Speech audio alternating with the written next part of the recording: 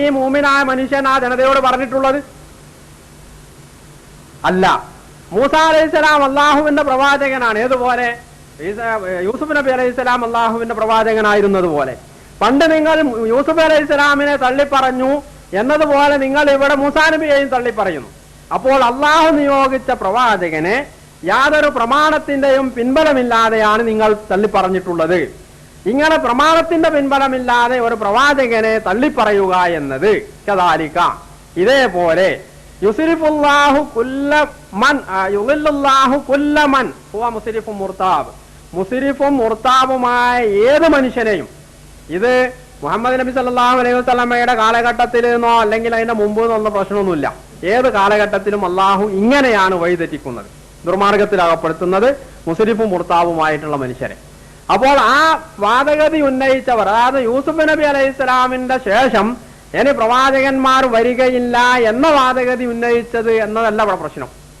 യൂസുഫ് നബിയുടെ പ്രവാചകത്വത്തെ തന്നെ തള്ളിപ്പറഞ്ഞു എന്നതും അല്ല, മൂസ അലൈഹിസ്സലാമിന്റെ പ്രവാചകത്വം തള്ളിപ്പറഞ്ഞതുമാണ്. അപ്പോൾ മൂസാ നബി അലൈഹിസ്സലാമിന്റെ പ്രവാചകത്തെ തള്ളിപ്പറയാൻ ഈ ആളുകൾ ഉന്നയിച്ചിട്ടുള്ള ന്യായവാദം എന്തായിരുന്നു? അത് അവരുടെ കയ്യിൽ തെളിവില്ലാതെ പറഞ്ഞതാണ്. അവർ പറഞ്ഞത് യൂസുഫിന് ശേഷം ഇനി അള്ളാഹു ഒരു പ്രവാചകൻ നിയോഗിക്കൂലാണ്. ഇവിടെ യൂസുഫ് നബി അലൈഹിസ്സലാം തന്റെ ജനതയോട് എനിക്ക് ശേഷം ഇനി പ്രവാചകന്മാർ വരികയില്ല, അള്ളാഹു അയക്കുകയില്ല, ഞാൻ അവസാനത്തെ പ്രവാചകനാണ് എന്ന് യൂസുഫ് നബി അലൈഹിസ്സലാം പറഞ്ഞിട്ടുണ്ടായിരുന്നുവോ? ഇല്ല. എന്ന് മാത്രമല്ല, ഇനിയും പ്രവാചകന്മാർ വന്നുകൊണ്ടിരിക്കും എന്ന് തന്നെയാണ് എല്ലാ പ്രവാചകന്മാരും അവരുടെ സമൂഹങ്ങളെ പഠിപ്പിച്ചിട്ടുള്ളത്. ആ അടിസ്ഥാനത്തിൽ യൂസുഫ് നബി അലൈഹിസ്സലാം പറഞ്ഞിട്ടുണ്ട് എന്ന് തന്നെയാണ് ഖുർആന്റെ പരാമർശത്തിൽ നിന്ന് മനസ്സിലാക്കേണ്ടത്. അപ്പോൾ ആ ഒരു അധ്യാപനം പോലും വിസ്മരിച്ചുകൊണ്ടാണ് മൂസാ നബി അലൈഹിസ്സലാമിനെ ഇവർ എതിർത്തിട്ടുള്ളത്. ഇത് ഇവിടെ മുഹമ്മദ് നബി സല്ലല്ലാഹു അലൈഹി വസല്ലമയെ സംബന്ധിച്ചിടത്തോളം ഈ രീതിയിലല്ല. കാരണം ഇവിടെ യുളില്ലുല്ലാഹു മൻ ഹുവ മുസ്രിഫും മുർതാബ്, ആരാണ് ഈ മുസ്രിഫും മുർതാബ്? അല്ലദീന, അല്ലദീന എന്ന മൗസൂല അതിന്റെ തൊട്ട് മുമ്പുള്ള മുസ്രിഫ് മുർതാബ് മൻ ഹുവ മുസ്രിഫും മുർതാബ്, ആരാണ് ഈ മുസ്രിഫ് മുർതാബ് എന്ന് വിശദീകരിക്കുകയാണ്. യുജാദിലൂന ഫീ ആയാത്തില്ലാഹി ബിഗൈരി ഇൽമിൻ അതാഹും, തങ്ങൾക്ക് വന്നു കിട്ടിയ അള്ളാഹുവിൽ നിന്നുള്ള പ്രമാണം ഇല്ലാതെ, അവർ ഒരു പ്രമാണം ഇല്ലാതെ തർക്കിക്കുന്നവരാണ്. ആ തർക്കത്തെയാണ്, തർക്കം കൈക്കൊള്ളുന്ന ആളുകളെയാണ് ഇവിടെ മുസ്രിഫ് മുർതാബ് എന്ന് ഉദ്ദേശിച്ചിട്ട് പറയുമ്പോൾ ഉദ്ദേശിക്കുന്നതെന്ന് ഖുർആൻ തന്നെ വ്യക്തമാക്കുകയാണ്. അപ്പോൾ ഈ ഒരു സുൽത്താനോട് കൂടിയാണോ അല്ലേ എന്നതാണ് അവിടെ പ്രധാനം. അങ്ങനെ നിങ്ങളുടെ കയ്യിൽ സുൽത്താൻ ഉണ്ടോ? മുഹമ്മദ് നബി സല്ലല്ലാഹു അലൈഹി വസല്ലമക്ക് ശേഷം പ്രവാചകൻ നിയോഗം ഉണ്ടാകുമെന്ന് ഖണ്ഡിതമായി പറയുന്ന വ്യാഖ്യാനങ്ങളെ അവലംബിക്കാത്ത വിധത്തിലുള്ള വല്ല തെളിവുണ്ടോ? ഇല്ല. മറിച്ച് മുഹമ്മദ് നബി സല്ലല്ലാഹു അലൈഹി വസല്ലമക്ക് ശേഷം പ്രവാചകത്വ നിയോഗം ഉണ്ടാവുകയില്ല എന്ന് വ്യക്തമായി തന്നെ ഖുർആനും നബി സല്ലല്ലാഹു അലൈഹി വസല്ലമയും പറഞ്ഞ പ്രമാണങ്ങൾ നിങ്ങൾക്കും അറിയാവുന്നതാണ്. പക്ഷെ അത് നിങ്ങൾ ദുർവ്യാഖ്യാനിക്കുകയാണ്. അപ്പോൾ സുൽത്താൻ ഉണ്ടോ ഇല്ല എന്നുള്ള അവിടെ പ്രധാനം. ഇവർ ഉന്നയിച്ച വാദം സുൽത്താൻ ഇല്ലാതെയാണ്. ഇവിടെ മുസ്ലിങ്ങൾ ഇത് വാദിക്കുന്നത് സുൽത്താനോട് കൂടിയാണ്. അപ്പൊ സുൽത്താനോട് കൂടി, അതായത് ന്യായപ്രമാണത്തോട് കൂടിയാണ് ഈ വാദഗതി ഉന്നയിക്കുന്നതെങ്കിൽ അവരെ അള്ളാഹു വഴി തെറ്റിക്കുന്നല്ല. നബി വരികയില്ല എന്ന് പറയുന്നതിന് സുൽത്താനില്ല എന്ന ഒരു വൃത്താന്തത്തെയാണ് ഇവിടെ പറഞ്ഞിട്ടുള്ളത്. അപ്പൊ നബി മുഹമ്മദ് നബി സല്ലല്ലാഹു അലൈഹി വസല്ലം ഉമ്മത്തിൽ ഇനി നബി വരികയില്ല എന്നുള്ളതാണ് റസൂലുള്ളാഹി സ്വല്ലല്ലാഹു അലൈഹി വസല്ലം നമ്മെ പഠിപ്പിച്ചിട്ടുള്ളത്. വിശുദ്ധ ഖുർആൻ അങ്ങനെയാണ് പഠിപ്പിച്ചിട്ടുള്ളതെങ്കിൽ നബി വരികയില്ല എന്ന കാര്യത്തിൽ തർക്കിക്കുന്ന ഒരാളുടെ വൃത്താന്തത്തെ എടുത്തു പറയേണ്ടതിൽ എന്താണ് യുക്തിയുള്ളത്? നബി വരികയില്ല എന്ന് പറയുന്നതിന്റെ ആവശ്യമില്ല, പിന്നെ മറിച്ച് തെളിവില്ലാതെ സംസാരിക്കുന്നവർ എന്ന കാര്യം എടുത്തു പറയേണ്ടതുള്ളൂ. ഖുർആൻ എന്തോർ വെറും കഥ, ആവശ്യമില്ലാത്തൊരു കഥ പറഞ്ഞതാണോ?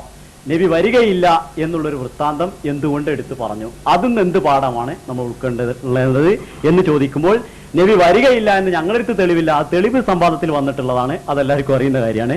അതല്ല ഇവിടെ തർക്കം. ഇങ്ങനെ ഒരു വൃത്താന്തം ഞങ്ങളെടുത്ത് തെളിവുണ്ടോ ഇല്ലേ എന്നല്ല ചോദിച്ചിട്ടുള്ളത്. ഇങ്ങനെ ഒരു വൃത്താന്തം നബി വരികയില്ല എന്ന് പറയുന്ന ആളുകളുടെ ലലാലത്തിന്റെ അഖീദ എന്തുകൊണ്ടാണ് ഖുർആൻ എടുത്ത് പറഞ്ഞത്? അതിന് എന്ത് പാഠാണ് എടുക്കേണ്ടതെന്ന്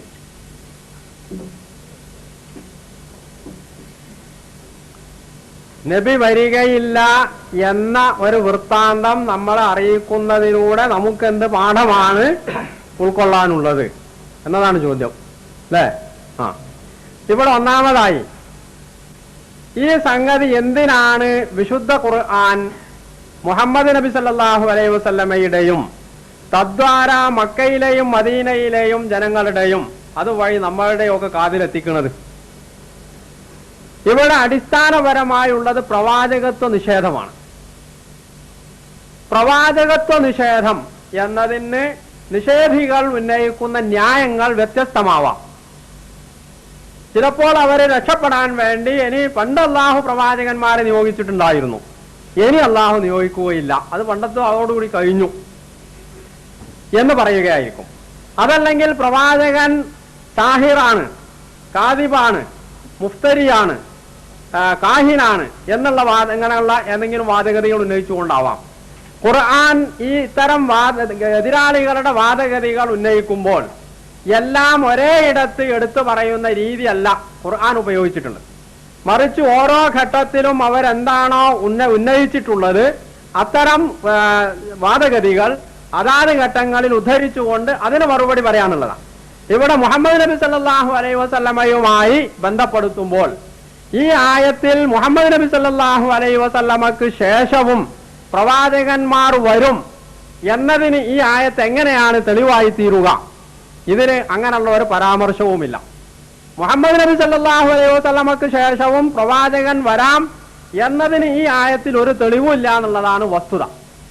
മറിച്ച് മുഹമ്മദ് നബി സല്ലല്ലാഹു അലൈഹി വസല്ലം വരെയുള്ള പ്രവാചക ശൃംഖലയിലെ കണ്ണികളെല്ലാം യൂസുഫ് നബി അലൈഹി സ്വലാമിന്റെ ശേഷവും മൂസാ നബിക്ക് ശേഷവും ഒക്കെ വന്നവർ അവരൊക്കെ അള്ളാഹുവിന്റെ പ്രവാചകന്മാരായിരുന്നു. മാത്രവുമല്ല ഖുർആന്റെ തന്നെ മറ്റ് പരാമർശങ്ങൾ അനുസരിച്ച് ഈ പ്രവാചകന്മാരിൽ മുഹമ്മദ് മുസ്തഫ സല്ലല്ലാഹു അലൈഹി വസല്ലം വരെയുള്ള പ്രവാചക ശൃംഖലയിൽപ്പെട്ട ഒരാളെയും നിഷേധിക്കാൻ ഇത്തരത്തിലുള്ള വാദഗതികൾ ഉന്നയിച്ചുകൂടാ എന്ന ഒരു പാഠനവും കൂടി ഇതിൽ അടങ്ങിയിട്ടുണ്ട്.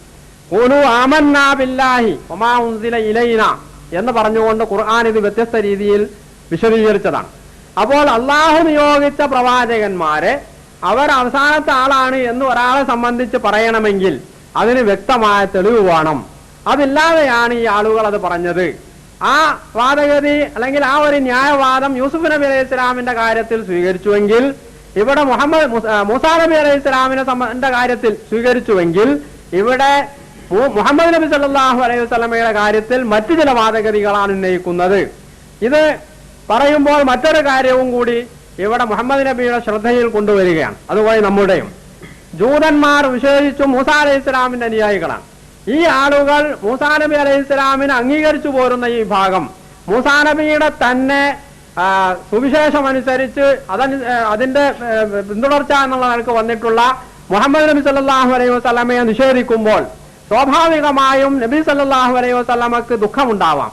കാരണം മൂസയുടെ തന്നെ പ്രവചനം അനുസരിച്ച് വന്ന ഞാൻ, മൂസയുടെ തന്നെ അനുയായികൾ എന്ന് പറയുന്ന ഈ ആളുകൾ എന്നെ തള്ളിപ്പറയുന്നുവല്ലോ എന്നതാണ് നബിയുടെ വേദന. അപ്പോൾ അത് താങ്കളെ വേദനിപ്പിക്കേണ്ടതില്ല എന്ന് അള്ളാഹു നബി സല്ലല്ലാഹു അലൈഹി വസല്ലമയെ ആശ്വസിപ്പിക്കുക കൂടിയാണ്. കാരണം ഇവർ പണ്ടും ഇങ്ങനെയൊക്കെ ചെയ്തിട്ടുള്ളവരാണ്, പറഞ്ഞിട്ടുള്ളവരാണ്. ഇത് ഇവിടെ മാത്രമല്ല, പ്രവാചകന്മാരെ കൊന്നുകളഞ്ഞതിനെ സംബന്ധിച്ച്, പ്രവാചകന്മാരിൽ ഒരു ഭാഗത്തെ തള്ളിപ്പറഞ്ഞതിനെ സംബന്ധിച്ചൊക്കെ ഖുർആൻ ഉദ്ധരിക്കുന്നുണ്ട്. അപ്പോൾ ഇവിടെ മുഹമ്മദ് നബിയുമായി ബന്ധപ്പെട്ടിട്ടുള്ള ഒരു കാര്യം എന്നുള്ള നിലക്ക് മുഹമ്മദ് നബിയുടെ പ്രവാചകത്വത്തെ നിഷേധിക്കാൻ ഇവർ ഉന്നയിക്കുന്ന ഇത്തരത്തിലുള്ള ദുർന്യായങ്ങൾ പണ്ടും പ്രവാചകന്മാരെ നിഷേധിക്കാൻ വേണ്ടി എതിരാളികൾ പല വിധത്തിൽ ഉപയോഗിച്ചിട്ടുള്ളതാണ് എന്ന കാര്യമാണ് ഇവിടെ ഈ ആയത്തുകളിലൂടെ വിശുദ്ധ ഖുർആൻ നമ്മളെ പഠിപ്പിക്കുന്നത്. ഇത് യഥാർത്ഥത്തിൽ മൂസാ നബി അലൈഹി സ്വലാമിന്റെ പ്രവാചകത്വത്തെ ന്യായീകരിച്ചുകൊണ്ട് അദ്ദേഹത്തിന്റെ ജനതയിലെ ഒരു സത്യവിശ്വാസിയായ മനുഷ്യൻ ആ സമൂഹത്തോട് പറഞ്ഞ കാര്യം എടുത്ത് നമ്മളെ ഉദ്ധരിച്ച് നമ്മളെ പഠിപ്പിക്കുകയാണ്. ഇതിലൂടെ നമ്മൾക്ക് നൽകുന്ന പാഠം നിങ്ങൾ മുഹമ്മദ് നബി സല്ലല്ലാഹു അലൈഹി വസല്ലമയെ അംഗീകരിച്ചേ പറ്റൂ എന്നതാണ്.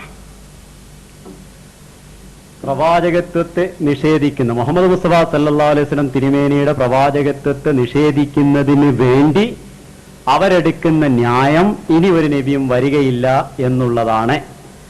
അതേപോലുള്ള ന്യായം യൂസുഫ് നബിയുടെ കാലത്തും അങ്ങനെ ഒരു ന്യായം വന്നിട്ടുണ്ട് എന്ന് റസൂൽ തിരുമേനിയെ സ്വാന്തനപ്പെടുത്തിയതാണ് ആയത്തിന്റെ വിവക്ഷ എന്നിവിടെ പറയുകയുണ്ടായി. അതേപോലെ ഓരോന്നിനും വ്യത്യസ്ത ന്യായങ്ങളാണ് പ്രവാചകത്വത്തെ നിഷേധിക്കുന്നതിനുണ്ടാവാറുള്ളത്. അതിലൊരു ന്യായം ആ സമുദായത്തിന്റെ ന്യായം ഇതായിരുന്നു എന്നും പറഞ്ഞു.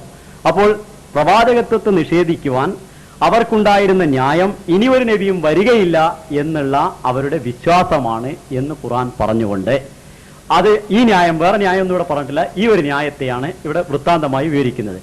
അങ്ങനെ ഞാൻ ഇത്തരം കദാലിക യുളില്ലുല്ലാഹു, ഇതേ പ്രകാരം അള്ളാഹു ദലാലത്തിലാക്കുന്നു എന്ന് ഖുർആനിൽ പറഞ്ഞത് മുഹമ്മദ് മുസ്തഫ സല്ലല്ലാഹു അലൈഹി വസല്ലം തിരുമേനിക്ക് ശേഷം ഓതപ്പെടുമ്പോൾ ആ ആയത്തിന് ആ അർത്ഥം അതുവരെ മാത്രം അവസാനിക്കുകയും പിന്നെ ആ അർത്ഥം ഇങ്ങനൊരു അർത്ഥം കൊടുക്കാൻ പാടില്ല എന്ന് പറയുകയും ചെയ്യുന്നുവെങ്കിൽ അത് ഈ ആയത്തിൽ പരാമർശിച്ചിട്ടുണ്ടോ?